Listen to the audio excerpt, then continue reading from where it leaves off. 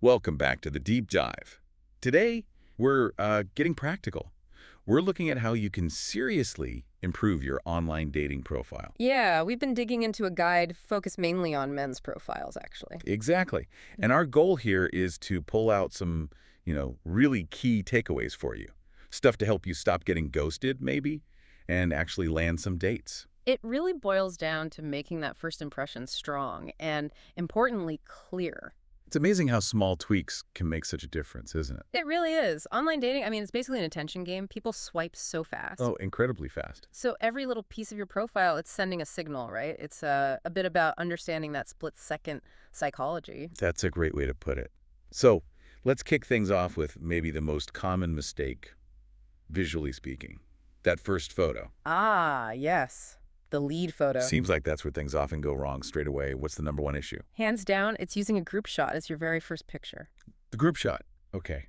Why is that so bad? Well, you're making the person looking at it play "Where's Waldo?" straight off the bat. Ah, right. I get that. Our brains want clarity, like, immediately. Ambiguity.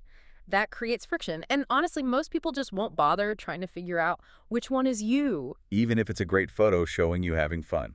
Even then, it wastes those crucial few seconds. So, okay, instant recognition is the goal. But what about showing you have friends, that you have a social life? Isn't that a plus? It absolutely is. Social proof is good, but the first photo isn't the place for it. Ah, That main picture has to be just you. Clear, well lit, ideally you're smiling, looking confident, approachable. and the group shots. Put them later, definitely include them, but later in your gallery, once they know who they're looking at. Okay, that makes total sense. Clarity first. So moving on from the visuals, let's talk about, well, what you actually write. Yeah, The bio, the prompts. right. Another big area for improvement. Because you see so many profiles with, like, just ask, or Right. don't know what to put here. Or the super generic list. Food, gym, travel. Exactly. Are those just total conversation killers?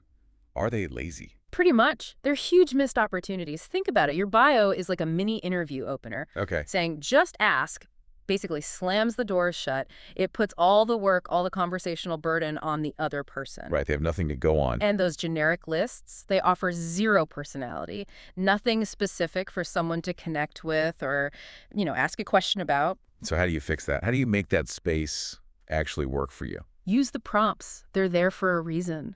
Show your personality, your humor, what you actually care about. Give them something concrete. Exactly. Don't just list travel, maybe mention a specific trip or something funny that happened.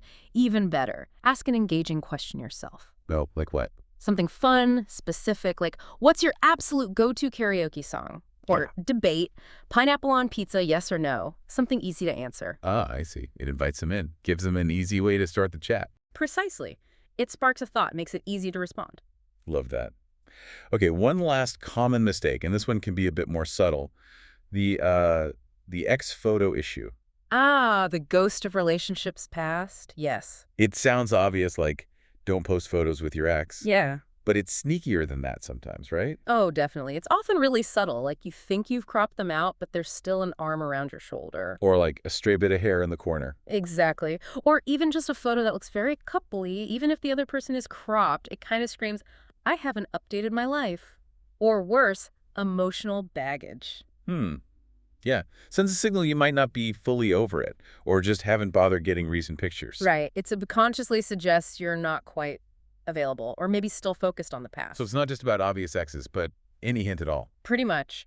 You need to do a thorough cleanse of your photo gallery, get rid of anything that even faintly resembles a past relationship. And replace them with. Good, positive, current pictures. Show your life now. Recent travels, you doing your hobbies, maybe a great shot with your dog or cat. Something that opens a window into who you are today. Okay, got it. Fresh start, current you. Exactly. Forward-looking. So wrapping this up for you, the listener, what's the main takeaway from all this? I think it really hammers home that your dating profile is like your personal resume for relationships. Yeah, that's a good analogy. It needs to be clean, confident, focused on you, and, well, current.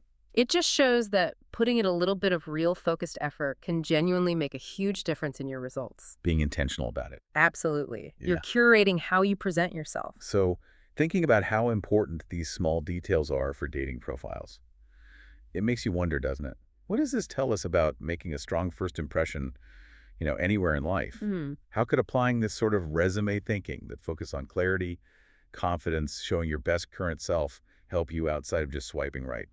Something to think about. Definitely something to chew on. We'll leave you with that thought.